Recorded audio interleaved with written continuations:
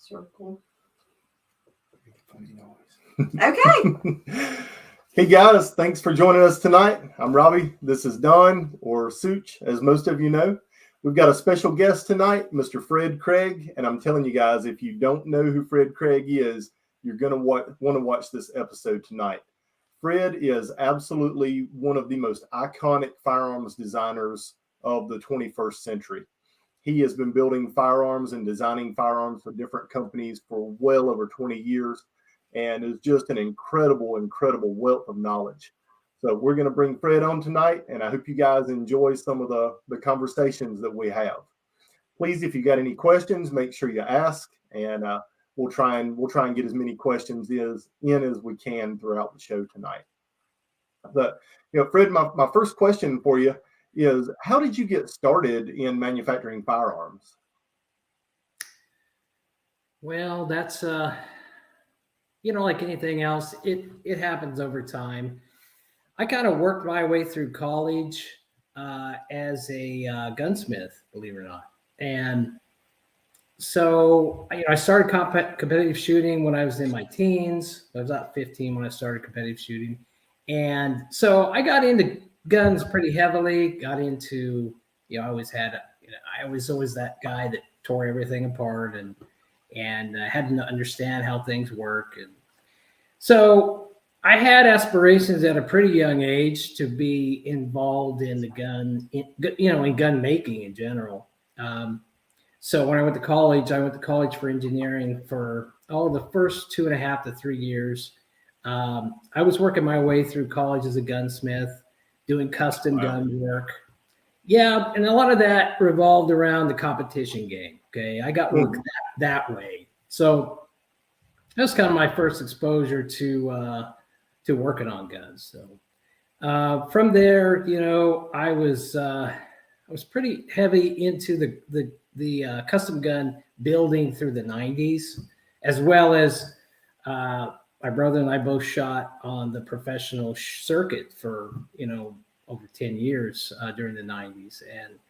And so toward the end of that, I started getting into some kind of more involved projects. One of them, I actually should have had this gun available for you tonight. I didn't even think about it. That would have been a treat. So I started coming up with some ideas. The 1911 thing was great. I did a lot of stuff with 1911s.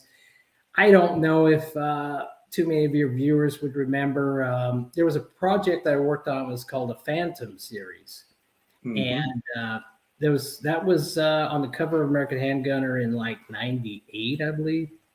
And that was a pretty big project for me. It was a very popular project.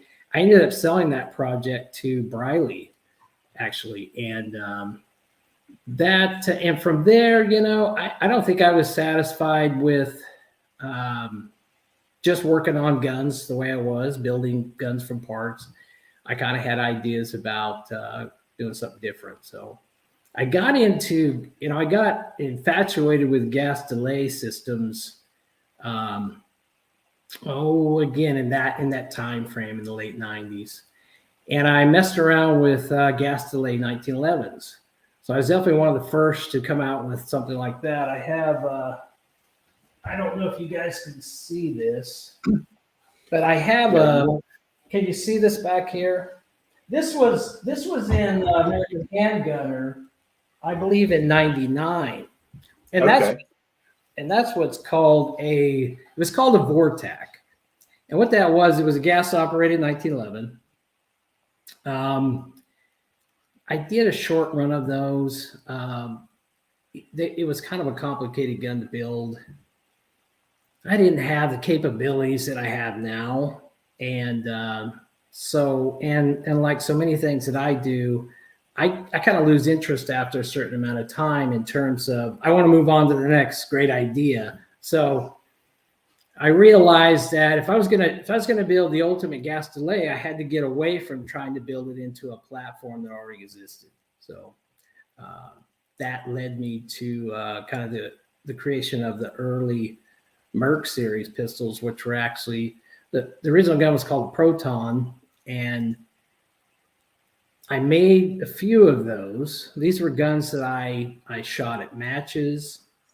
Kind of got out there with them a little bit competitively, but these were still development projects. They weren't really something I intended to try to produce because, as you can imagine, producing handguns on any scale requires a lot of money, and ultimately you're kind of a slave to that process. You know, you're stuck making one thing for who knows how long.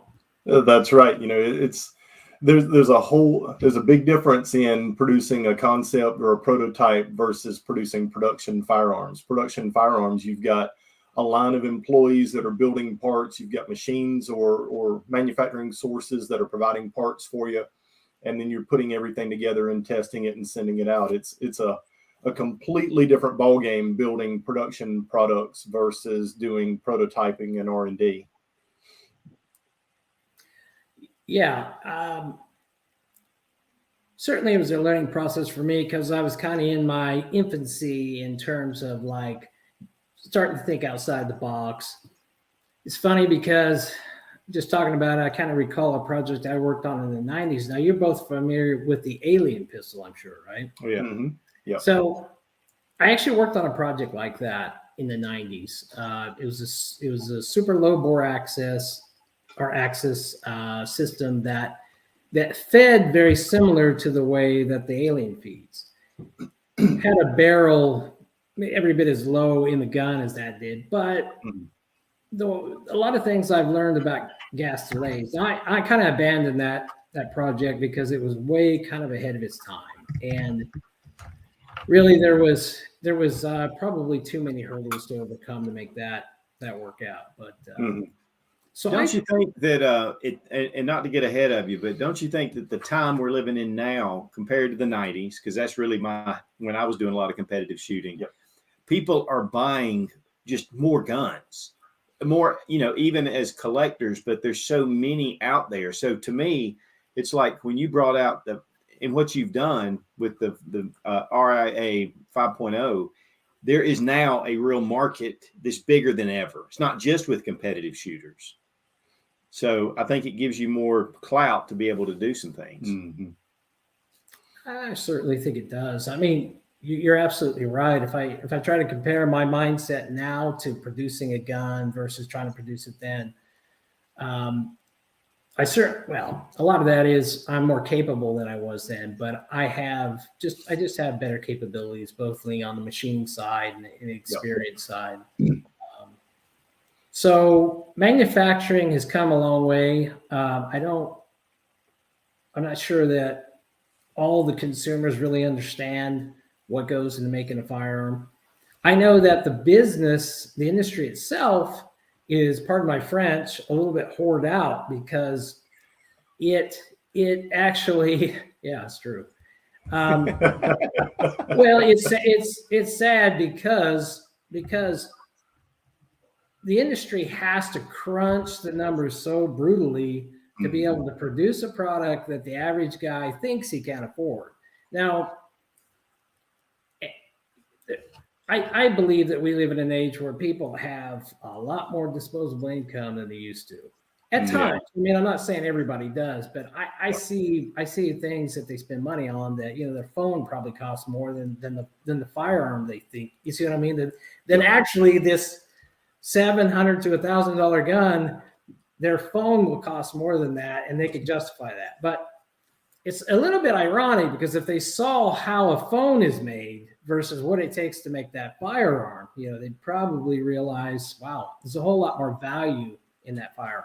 So I think, I've kind of had to watch from working from different, large companies. I've gotten to watch, the reality that it's a tough market because as a manufacturer, you have to go through the process of selling at distributor. There's got to be all this markup for all these different levels, right? Mm-hmm. And I don't think people realize that. Which brings to mind, Don, you just did a review of that Smith & Wesson 5.7, which was really cool. I saw the gun, looked at the patent, and I saw what they're marketing the gun at, and I thought, wow, that's just a perfect example of what I'm talking about. That gun should be more expensive than $699. It's just a lot of technology in that gun, and I wouldn't want to have to manufacture the top end of that gun and have to sell it for that price point. I mean, it's just, but so I hope people realize that the industry, I think, does a really incredible job of crunching the numbers to the point that the average guy can afford a lot of these things. I know they want them cheap, but any gun under $1,000 these days is, in my opinion, if it's a good gun, that's a reasonable price. It really is. Yeah. Now, and with manufacturing both in the United States as well as abroad for parts and accessories for firearms has really helped to keep the cost down. When you've got big manufacturing houses that provide parts, they're just job shops. That's all they do, or produce tens of thousands of parts every day for different companies. That allows manufacturers in a lot of cases to be able to keep their cost a lot lower than what they would be if these companies were producing parts in-house. Well, yeah, you're absolutely right. I mean, rarely, to get back to that Smith & Wesson comparison, when I worked for Smith & Wesson, I got a pretty good insight in how they did things. And, like any large company, they source a huge amount of what they do is sourced. That's right. I would imagine, maybe it's been a long time since I worked for them. So, but realistically, they use vendors for most of the parts on those guns. So even the major parts. So another thing people have to realize.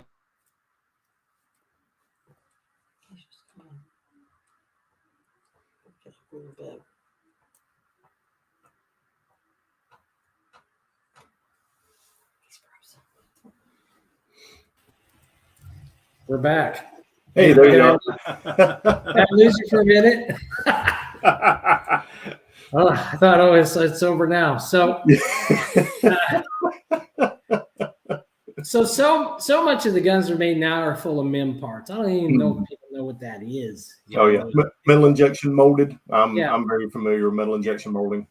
Yeah, it's a little disturbing for me because that gets back to my earlier point about having to keep the cost of these things down.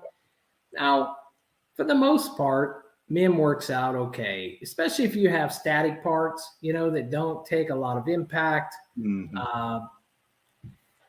But, hey, MIM's been around for quite a long time now, and the large manufacturers have utilized it to a good degree, even before we even knew about it. That's right. But I can tell you that it is truly an inferior process in terms of metallurgy. Okay. Absolutely. Right. So you can't expect to get. And I tell guys all the time, especially, a lot of your 1911s, or the majority of your 1911s, production guns have MIM'd fire control groups in them. And that's one of the first things that I recommend to guys to replace in their 1911 are the MIM'd fire control parts. If they were looking for any type of good trigger job on the gun or long-lasting parts they're using for competition or anything, the MIM'd parts really need to be one of the first things that go in that gun. Yeah, absolutely. Especially in your hammer-fired guns, hammers take a pretty good degree of shock. Yep. I've seen a lot of MIM hammers break. You get into, and we'll talk about this later, I think, but you get into some of the older, more iconic designs, especially the old stuff during the last century, where parts were ordnance steel, they were heat treated, correctly, and those materials can be incredibly tough. It's one of the reasons why there's certain types of guns that I will carry, and then there's certain types of guns I will not carry. So it has a lot to do with that. I got into manufacturing it was like a slow process. I was kind of burned out by the end of the 90s. had a really good competition career. My brother and I both did, but we kind of had to move on with our lives. I mean, I was good friends with a lot of the guys that you've heard of or even know, like Rob Latham and Doug Caney, Brian Enos, guys like that. And spent a lot of time with those guys back in those days. And great guys and absolute icons in the shooting sport. I mean, they're anybody that's been involved in the shooting sports in the last 20 years, those guys are absolute legends in the sport. And I still think that that Brian Enos's book, Beyond the Fundamentals, is probably one of the best books ever written about competitive shooting or any type of action sports. That there's people that can glean a lot of little nuggets of knowledge from that book. Right. I agree. Yeah. Fred, what are some of the firearms designs that you have that are currently in production? Well, are you talking about produced by me or somebody else? Well, stuff that you've helped with designing that companies are currently producing. Well, that would all be. And if you can disclose that, there may be some NDAs where you can't disclose that. But no, fortunately, I don't have that situation. Okay. There were a couple of projects I worked on with Smith & Wesson that unfortunately happened at a terrible time with them. This was like 07, 08 timeframe. And they had some major financial issues that happened. And man, it was kind of a bloodbath there.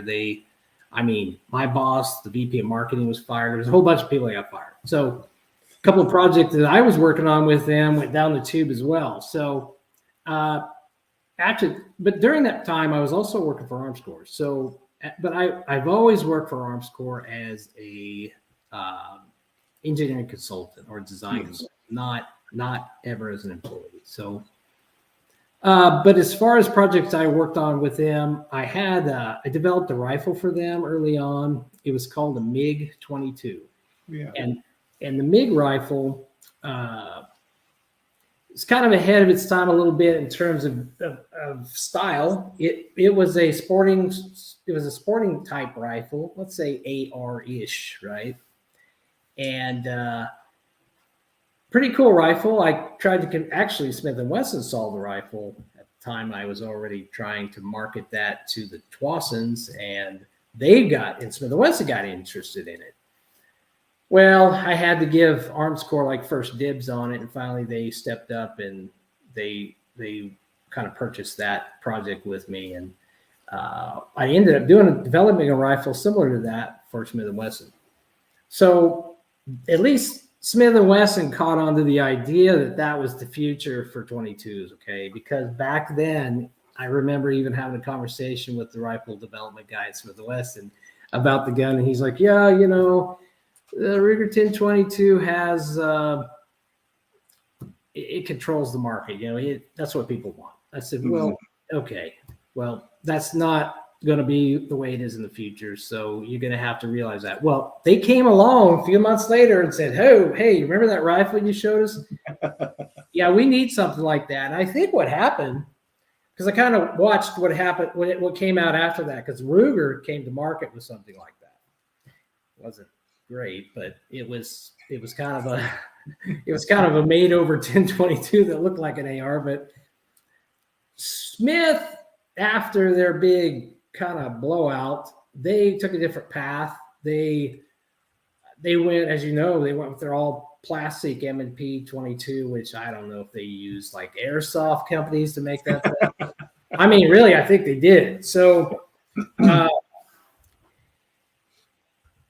and that's fine, because I think the idea was, and it worked out fine for them because they marketed a good product at a really good price. And and so that was just the beginning of all that. Now, and after that, it was just a plethora of guns that came out, die-cast stuff from Germany, and I mean, MP5 22s, and just everything you could think of, right? And so with the MiG rifle, and I'll try to finish that up real quick. The MiG rifle didn't do well because, there's a lot of reasons why it didn't do well. It was a great rifle. It was probably a little too refined for Armscor at the time.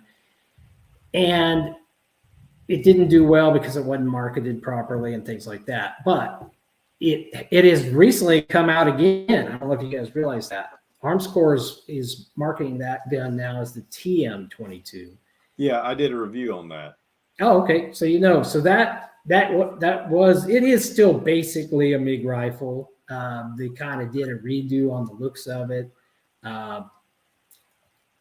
It's a lot of rifle for the price. That's the part that Armscor couldn't pull off. They couldn't really make the gun economically. So Turkey's been able to do that. So right. But moving on, I did several different main projects for them. As you guys know, the TCM, Robbie knows that history pretty well. Mm-hmm. That was a project that I developed when I was living there and working at the factory. And I say living at the factory. I wasn't living at the factory. I was working at the factory, and it felt like I was living there. But I developed it, as I explained to Rob, kind of as a out of desperation in a sense.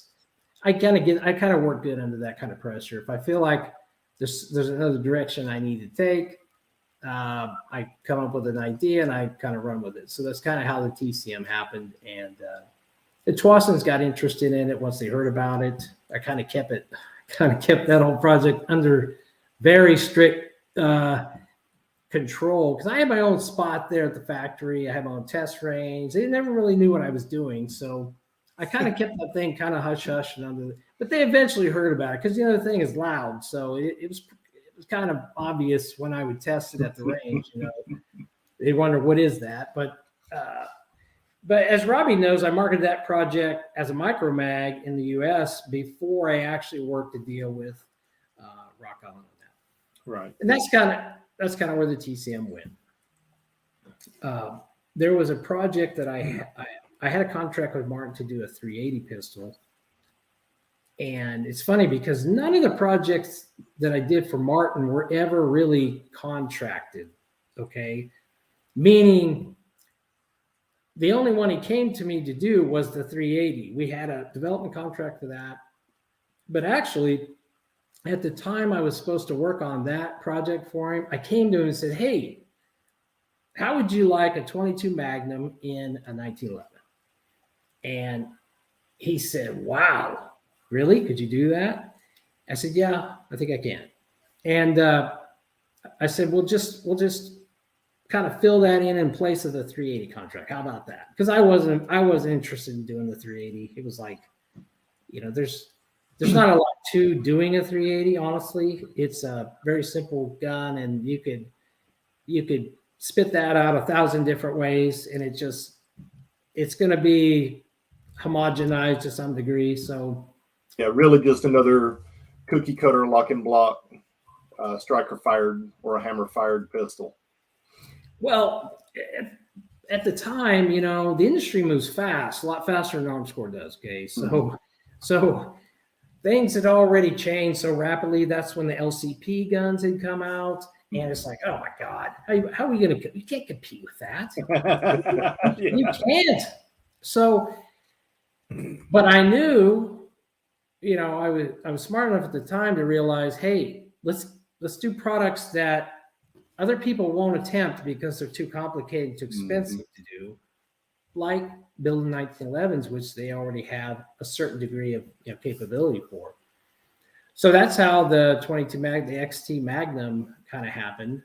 I should have brought that prototype out here. That'd be kind of cool to look at. But I built one prototype and, built a prototype magazine for it. So it was a semi-high capacity magazine. It wasn't a single stack because, as you can imagine, a single stack in a 22 Magnum is a nightmare. It doesn't work out.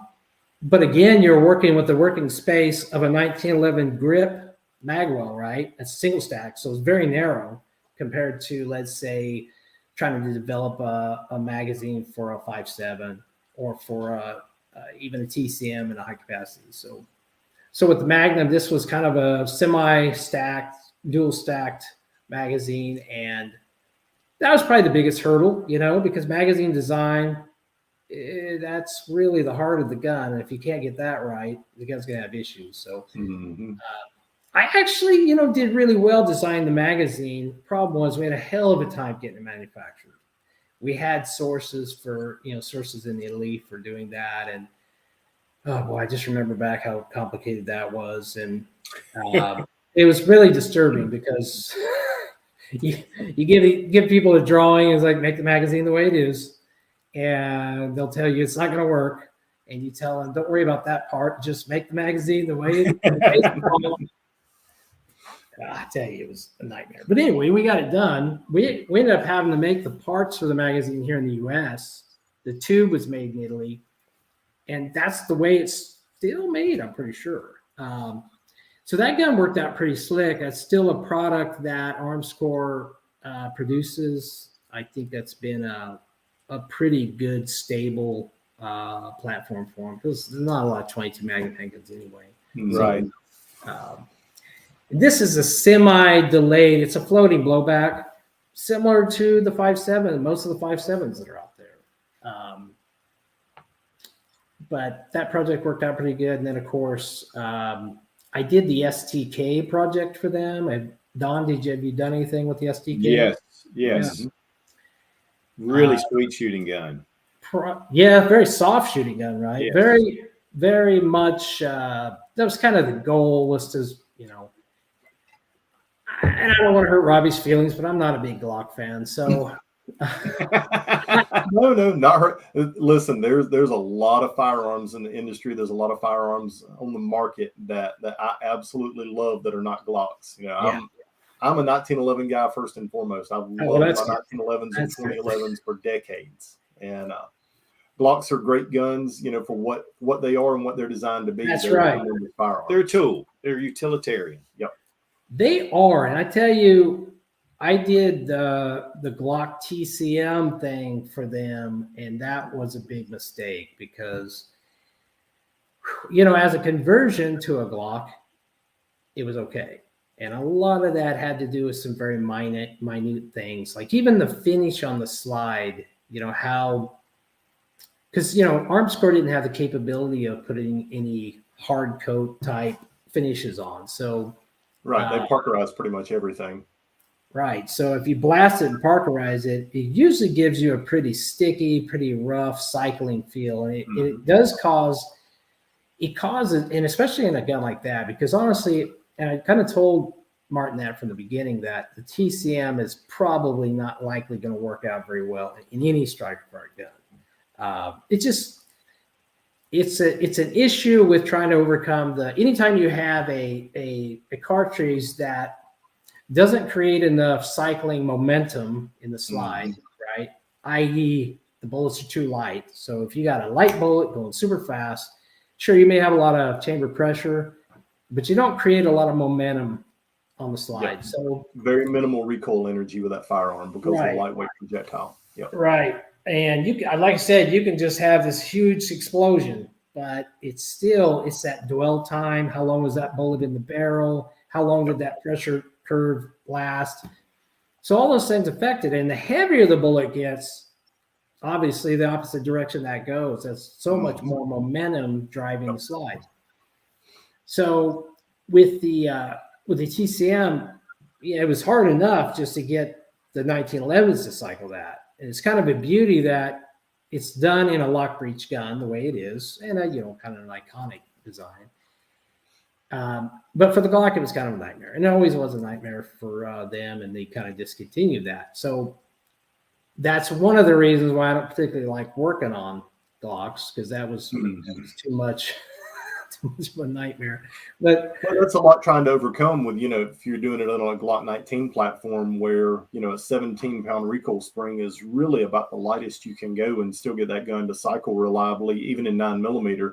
And to try and make that work with a 22 TCM with a 40 caliber or 40 grain projectile, that's a lot of recoil energy that you're trying to compensate for, and that heavy recoil spring and the slide weight to try and get the gun to cycle reliably. Well, just like with the 1911, they have an extra recoil spring for the 22 TCM, which makes it super. But probably runs like a 7 or 8 pound spring with the 22 TCM and the 1911. But then they came out with the one. It was one of the Tenfaglio. Tenfolio. Yeah. Mm-hmm. It was in 22 TCM, but it was in the 9R. Is that right? Right. The 9R. Yep. Yeah, and I got one of those. It looks like that Armscor had dropped that though. But yeah, they had a lot of really issues. liked it. Yeah. Well, that's there were reasons for that. I probably can't. I'm sure there are. Well, it was funny when I first got it. I put the regular 22 TCM in it, and they were too long. Mm-hmm. And I was like, "What the heck?" And I kept messing with it, and I thought, "What am I missing here?" And then all of a sudden, the box of the 22 TCM 9R came in, and I went, "Oh, okay." Well, same case, right? I mean, you can literally drop one of those TCM cartridges in the chamber of a 9R, but you can't feed it out of the magazine, right? The magazine can't handle it. But yeah, the MAP, you're talking about the MAP pistol. That's right. And that was just a because they already had a deal with Tanfolio to produce, a certain number of MAP pistols under under the Rock Island name. So it was kind of a no-brainer because it was a hammer-fired gun. And like I had told Martin, I said, look, if it's hammer-fired, we can make it work. Well, that didn't work out so well with the Tanfolio. And a lot of that had to do with more manufacturing issues on our end than anything else. So it's too bad because when those guns did work, they were pretty nice. Yeah. But with the 1911 platform TCM, things have changed a little bit. It's funny because I never wanted that gun to be a combo kit because having the 9mm barrel is great, but there's two big problems with that. The breech face for the TCM needs to be narrower than 9mm. And when you're talking about a high pressure cartridge, like super high pressure, you're talking 40 plus thousand PSI. So it's, hotter than a 9, hotter than a 40. When you have that, and you have a breech face that isn't sized really close to the size of the rim of the case, you're going to get extraction problems. I mean, you got to get super creative with how you tune an extractor to get a TCM to run correctly. Now couple that idea with, oh, hey, we're going to stick a 9mm barrel in it to help sell it. So we have to make the breech face wider for that, and the extractor has to be able to work with both cases. So the TCM project worked out really good for the first maybe 2 or 3 years. I had a lot of control over the product when it was coming in, but things kind of went south after that. We had a lot of issues with ammunition too. I hope to get all that sorted out. But now the current guns, the true TCM guns that they market, and there's not as many models, but those are supposed to be built with a TCM breech face. Now that's a big deal. That should mean they'll be more reliable. Some guys want to have it in 9mm. Again, the other problem with having a 9mm is the point of impact is so greatly different. I mean, it's huge. You're talking 12 inches at 25 yards. Yeah. So you can't really get that kind of sight adjustment. You just can't. It's not the gun's not even the adjustable sight model is not capable of sighting or being sighted in for both calibers. So that was always kind of a thing too. And I always try to tell people, especially people if they buy custom TCMs from me, I said, look, they always ask me, do I get a combo kit with it? I'm like, well, if you want one, but I don't recommend using it because I'm going to tune the gun to run TCM. The extractor might be set too heavy for 9mm, and that's just the way it is because you want it to run a TCM or not. And then I tell them, I said, look, everybody's got a 9mm pistol, Right. Take that out and shoot it, So, but after so there was the MiG, there was the Magnum, there was the TCM, there was the STK. Was one of the last projects I did for them. That was a bit of a nightmare project. Well, it really was. It's a very difficult gun to make. That's a cassette style frame, Right. Having to precisely make two halves of a frame out of metal. I mean, I think the factory did a pretty good job on it. We did have, one of the things we found out, these are things you never realize until it happens, right? Is that there are a lot of weak points in a Glock. That's another reason why when people ask me about Glocks, I'm like, look, man, I've seen Glocks are fine as long as you don't get them out of their comfort zone, I say. Meaning they were designed for a specific caliber and a specific spring rate, built on a plastic frame with some metal inserts in the plastic, which, by the way, all of that allows a lot of shock absorption. So when we built the SCK, oh my God, I get calls from the engineer at the factory, Fred, the slides are cracking, and they're cracking in all these different places. And then you start to really look at all these stress risers and areas in the slide that they're there because they can get away with it on plastic frame. It cannot have, and this was an aluminum frame. Try to imagine if it was a steel frame. So I can't tell you all the hurdles there were on that project in terms of just overcoming breakage issues, because one of Martin's goals there was to utilize that gun for police and military contracts in the Philippines and for countries, outside the U.S. So endurance testing is important, and we found out real early that slide was never intended to be on a metal frame. So, then we get to the 5.0, and the 5.0 has been going on for, we presented that gun at a dinner we specifically held for Roy Huntington. I'm sure you're familiar with Roy Huntington. From American, and he was still the editor of American Handgun back then. So we had a dinner for him at SHOT Show, and just to show him this gun, show him the prototype, and he was blown away. I mean, he was just impressed. He thought it was the coolest thing. But as you can imagine, it took many years to get it off the ground, and Armscor generally takes an approach that's, an affordable approach for them. I think, I guess is the best way to put it.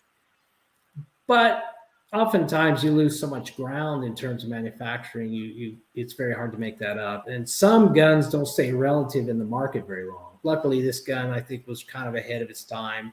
So, 10 years ago, it was really ahead of its time. Luckily, just really luckily, it's still kind of, it's a novel thing, and in performance-wise, it really works out. So those are kind of what's in production now. And if you want to segue into some 5.0 questions, my mind will probably pick those up real fast. So why don't we do that? Don and I both have put quite a few rounds through the 5.0 in the last few weeks, and it's a different recoil impulse from any other semi-automatic firearm that I've ever shot. Just the way the slide feels when it unlocks, it almost reminds me of a comped open gun. The way the slide unlocks, and then the way that it closes it's very, very soft, the way the slide closes on that firearm.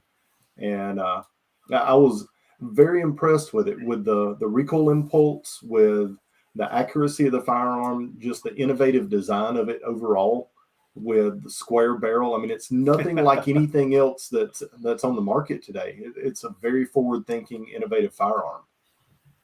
Well, I'll tell you, the first thing, when I first picked it up, I went to my local gun shop, and they wouldn't tell me what it was, Rock Island Armory. And I was going to pick up the Canik SFX S, which is a steel framed Canik.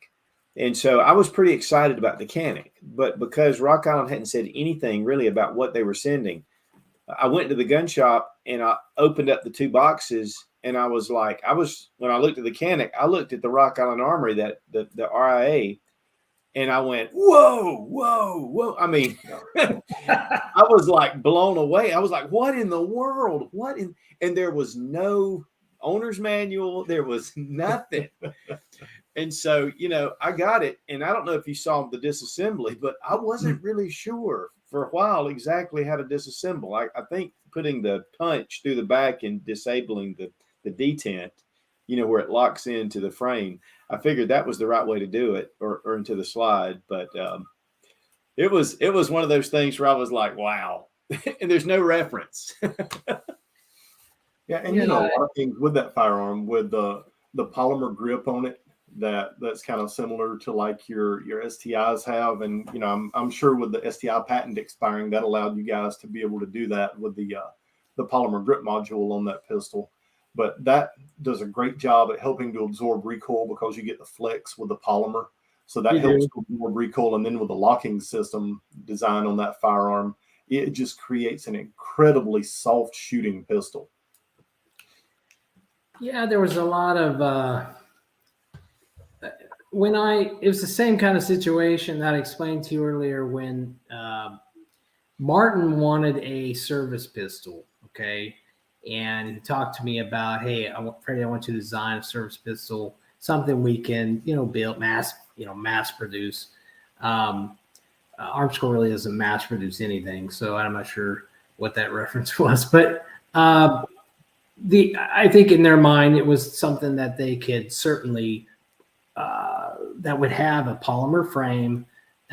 They could certainly produce it at a level that they're not used to, because let's face it, most of the guns they make are steel, all steel, and all steel guns are difficult to make. I mean, a lot of machine work.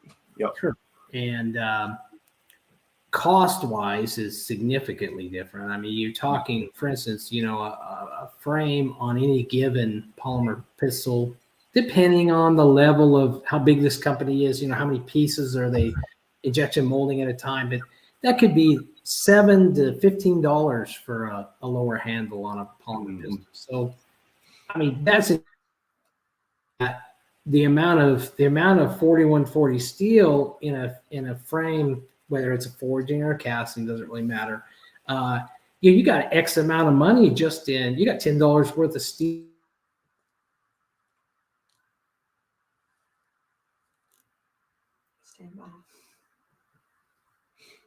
Yeah, that's right. Just in the raw material itself can be very expensive, and a way for companies like that to be scalable is by using a lot more of the injection molded plastics, and that allows them to scale a product to a lot higher volume than what they would be able to scale if they're doing everything out of 4140 chromoly.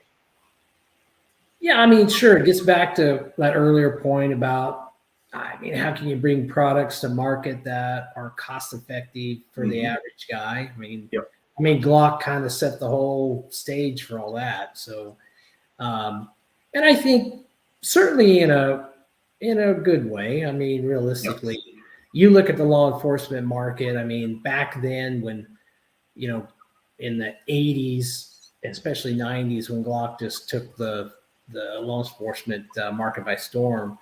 I mean, it was a cost issue. They proved that the gun was reliable, and they know that a police officer is not going to use that gun hardly ever anyway. So that's right.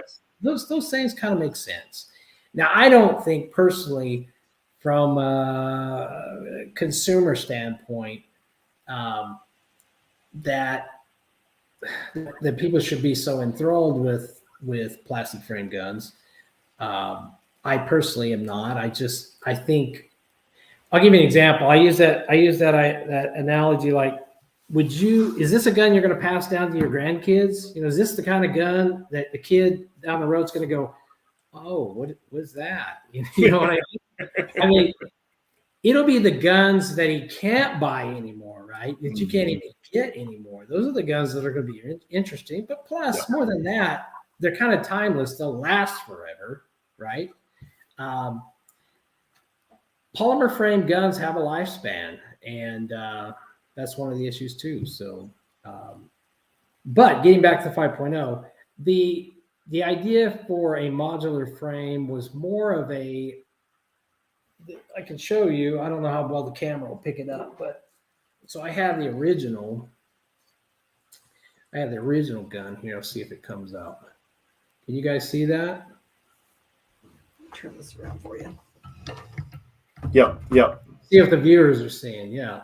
So that's the original gun. Okay. That's the original Rev pistol. So as you can see, it doesn't even have grips on it. I mean, grip panels on the side. The 5.0 has a kind of a grip panel that goes up over the upper receiver. So the original design, this design was meant to have bolt-on grips, believe it or not. That gives you a bit of an advantage. It was kind of unusual because, are you guys there? I got lost you for a minute. Yep. Yes. Yep. Still here. The original design was meant to have actual grips on it, which would have been unique for that modular type system. Because, as I'm sure you guys figured out, the grip on a 5.0 is really small. I mean, it's a small grip. Right. It's almost a grip like you would think you'd see on a carry gun or a service type pistol. Yeah, it kind of reminds me of a CZ75 with the circumference and everything. Yeah, for me, it's small. It's just a little too thin. That's not the way the prototype has a little bigger grip on it. The engineer that worked on this project, he made some changes to the frame that he felt were, and some of them I really liked. I just felt personally that the frame's a little bit small for me, but it isn't for most people because, you know, it's funny how the average gun buyer usually looks at a gun and if it feels good in their strong hand, right, they automatically think, wow, I really like that grip. And they don't normally say that about really big pistols, right? But what you find as from a shooting standpoint, especially from someone with a lot of experience, the more handle you have to hang on to, the better, especially for your support hand. So that was one of the first things I noticed with it when the first magazine that I ran through it, it was, the gun was incredibly soft, but the heel of my hand is like I had no contact with the heel of my support hand on the side of the frame. Sure. Right. There just wasn't enough room in there for me to get the heel of my hand. The heel was sitting on top of my fingers instead of getting in there on the grip itself. Well, you know exactly what I mean. And your situation is kind of exaggerated because you got such big hands. So it's even worse. That's right. Not for me. Yeah, no. And so for Don, I'm sure Don thought, wow, this is a pretty nice grip. I loved it. Yeah. See, so I don't think from the ergonomic standpoint that you certainly can't make everybody happy there. Performance-wise, the system worked out really good. As you guys probably heard in some of the promotional stuff, my idea for that was focused on barrel mass was a big issue, okay? That's something that is kind of a little secret that not a lot of people realize is that barrel mass is really critical to how the gun's going, you know, especially will translate into how much slide speed you get. So the heavier the barrel is, let me give you an example. You add 2 ounces to the weight of the barrel. You could probably easily cut 2 ounces off the weight of the slide. Absolutely. And you're adding static weight to the front of the gun, which is going to help with recoil and muzzle flip as well. Right, because when you have a slide, that has a lot of mass to it, it's going to generate a lot of energy to that frame. The goal is to get the mass of the slide down and get the speed of the slide down, right? That's how you're going to, because there's more impulses going on than just, people think that recoil is just a thump in your hand, but really you initially get that first push from the cartridge going off. And then of course you get a lot of other things going on. You've got the slide and its momentum. And then ultimately when that bottom's on the frame, then you get a shock. So if you watch all that in slow motion, you'll see that kind of play out that way. With this gun, it's a balance. It's getting the right recipe on the weight of the slide, the weight of the barrel. The locking system has some to do with it too. If you notice, there's a little spring plunger between what I call the locking block and the barrel itself. Yep. That plunger actually softens the shutting of the gun too. So you can feel it. You can physically feel it when you're shooting it. And the gun feels a little weird. I mean, to some people, it doesn't cycle especially fast. But the idea is, and you guys both shot an iron-sided version, right? We did. Right. Yep. Right. Wait till you shoot an optic-sided version, because that's when the rubber meets the road, so to speak. Because I run STS sights. I don't know if you guys can see this. So this is a 5.0 with an STS on it. But this, not an RTS, an STS. So it's a shorter field of vision. I don't run the bigger field of visions. And if you run an STS and you're firing that gun, that dot doesn't leave the lens, you know you got a gun that shoots incredibly flat. Because, right. I mean, especially on a limited gun. Yes. Yep. So you can take any pistol out there. You can take, I don't care what it is. It could be a Shadow 2, or you could even get into like an Infinity bull barrel. I don't even care. It could be a 6-inch gun. Yep. I mean, you technically could probably get into something in a 1911 and a 6-inch gun with an island barrel. You could get something that had such an incredibly heavy barrel. You might get a close representation of right, and then throw some tungsten guide rod up front and a 7 or 8 pound recoil spring and a steel grip and just a ton of weight in the gun to replicate what you're able to do with that firearm. Exactly. That's a super light pistol. And that gun's going to be 50 ounces, That's so right. So it's not apples to apples. You literally can't pick a gun that weighs the same as this. Yep. And have anything close to the same, recoil impulse, lack of muzzle flip, muzzle rise. So I know that's not necessarily the end all for most people, but it certainly is for people who shoot a lot, who want to shoot competitively, are into having fun with their friends on the range, if they're racing on plate racks or whatever. Obviously, the gun that shoots the flattest is going to give you an advantage. So it is. That's right. That's right. But Fred, tell us a little bit about your new company, Atomatronics. Atomatronics. Yeah, I know. And my wife has been on me about that name for forever. It's Atomatronics. And it's okay because people usually get Atomatronics or Atomatronics. And I knew I was going to butcher it either way. So. No, that's acceptable either way. It's sometimes I'll get somebody that calls me from whatever, some other business, and maybe it's a freight company or something. They'll say, well, this is we got a shipment for this. I mean, they can't even pronounce it. So then I'm like, oh boy, maybe I need to change this name. So anyway, I started with that name a long time ago. That was it's something I came up with because it kind of references the development side of my business. I don't necessarily want to change that at this point in the game. So I kind of ran with it, even for the new thing that I'm doing now, which, Robbie and I had a little time to talk about that.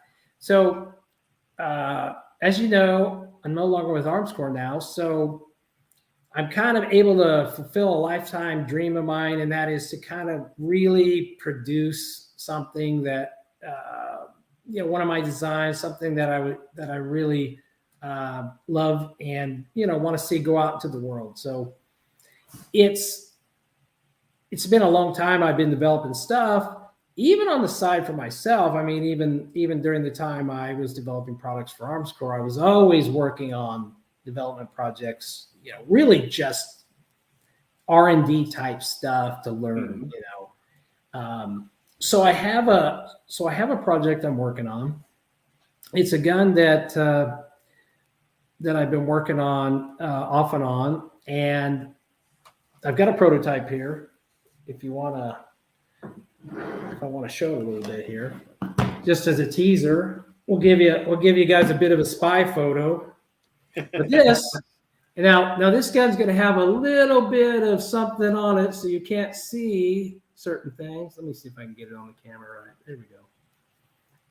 Now this, oh God, I can't do this very well. This is a rotary locking pistol. Now I've got some of the markings covered up, so that's why the tape's on there. But but as you can tell, it's similar to some of my other designs. Real low bore axis. Most, I think you see the genesis of the whole 5.0 thing, because the 5.0 came from the Merc series type frame, at least the upper portion of the frame. Now this is a rotary locking barrel. I don't want to get too much into how that works, but it's not untraditional in terms of what a rotary locking barrel is. But there are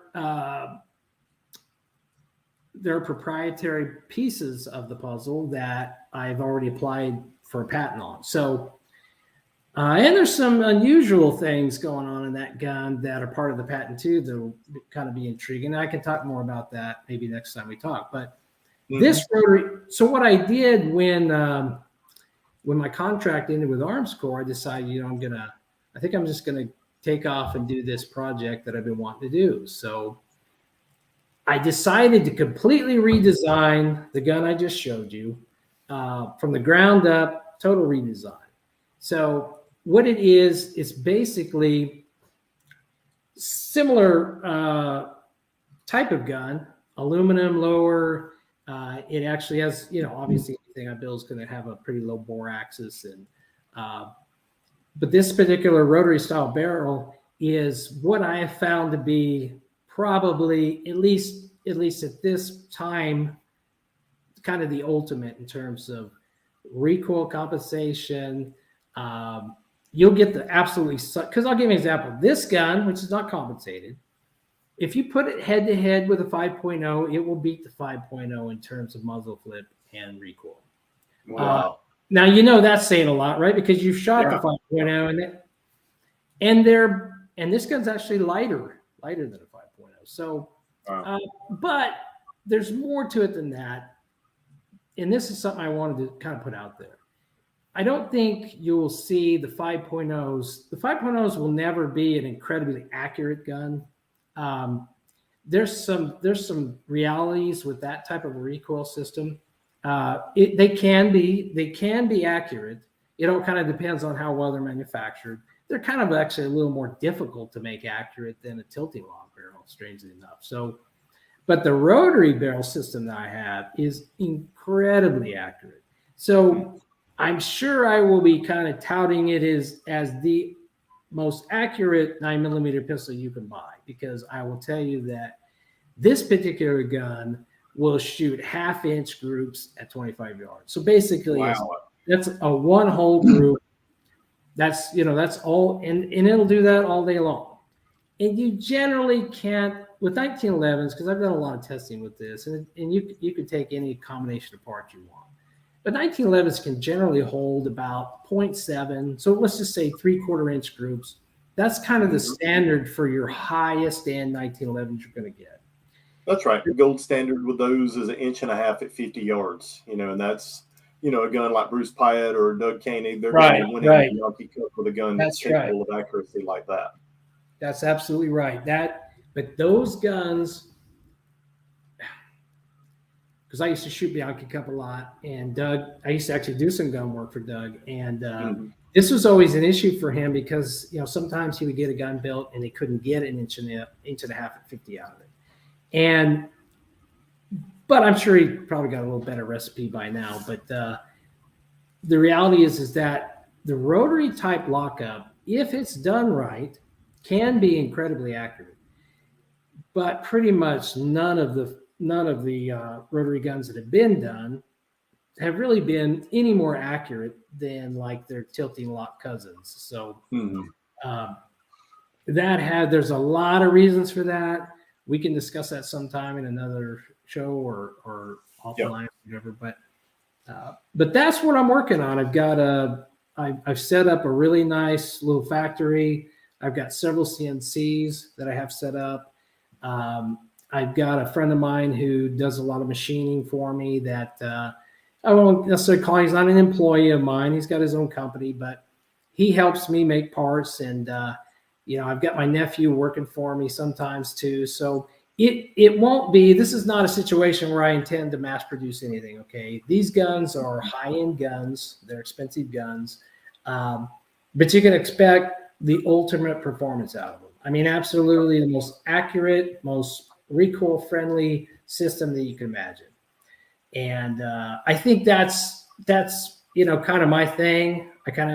My thing is recoil systems, and I have plans. I've got a couple other designs I want to do that may end up being better than what I'm doing now. I can't really tell you that yet, but this particular gun needs to happen. So I've decided I've got to at least let that go out into the world and have a life of its own. So, well, I'll tell you, Fred, I really can't wait for you to get that one wrapped up, and Don and I to be able to get our hands on one of those to be able to ring it out. And absolutely, range where we are more than excited to get our hands on one of those and test it out and ring it out. And I just want to say I really, really appreciate you tonight coming online with us on the show and sharing some of your insights into the industry and your lifetime of knowledge building firearms and designing firearms for different companies. It has truly been a joy to talk with you tonight. And Don and I really just been sitting here just kind of like a lot of people in the audience, just a little bit awestruck and listening to you talk. I'm gonna tell you, I could sit here and listen to you. It's just so fascinating, and I've really just enjoyed it. I've been I can talk a lot, but it's just funny. I'm just gaining. There's just so much that you've been bringing out. Yeah, it's really incredible. And well, guys, I'd love to do this again sometime. Yeah, maybe we should. We'll definitely have to do several more of these with you, and especially as the your new project progresses, and some more discussion about that and what's going on with you. And but it's been an awesome show tonight. But I want to thank you once again, Fred, for being on tonight and sharing your knowledge with us. Don, I want to thank you for coming over. Oh, I loved it. I absolutely loved it. Being like me, just being a window fixture here, a fly on the wall. Glad to be here, guys. That's awesome. And guys, make sure you stay tuned for our next episode, and we'll catch you next time. See you later. Thank you. Just tell them.